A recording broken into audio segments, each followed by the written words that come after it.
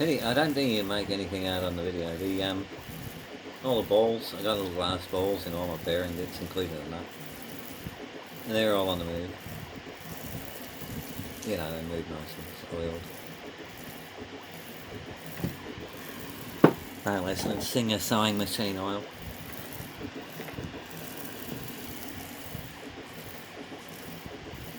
And this is my first ball screw at 14mm diameter.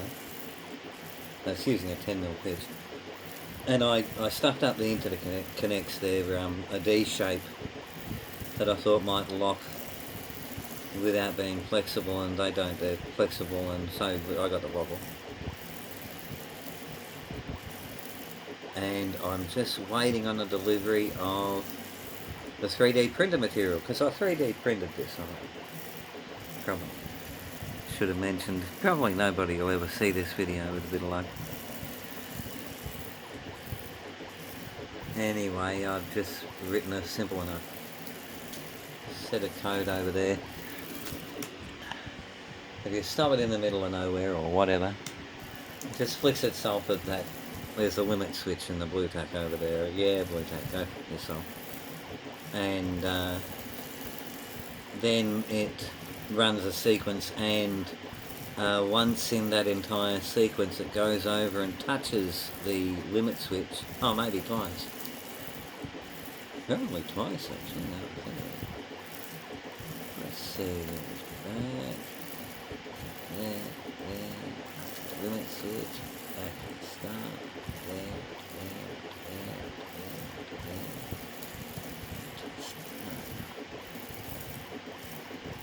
Oh, I'm lucky if I know how many times per sequence it touches that limit switch anymore. But if something stuffs it up... Oh.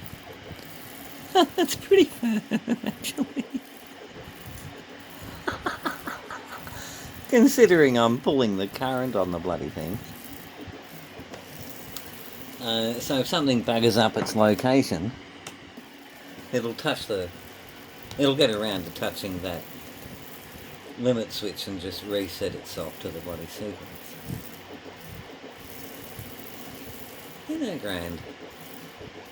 When I get my new bottle of material for the 3D printer, I've got a set of those modelled that use a completely screwing together methodology that leaves a 4mm shaft up the middle of them, so you can stick a 4mm carbon rod or whatever kind of stainless steel or even aluminium. Bugger it, leave it empty. I think the bloody thing will be solid enough. Anyway, there you are. That was fun.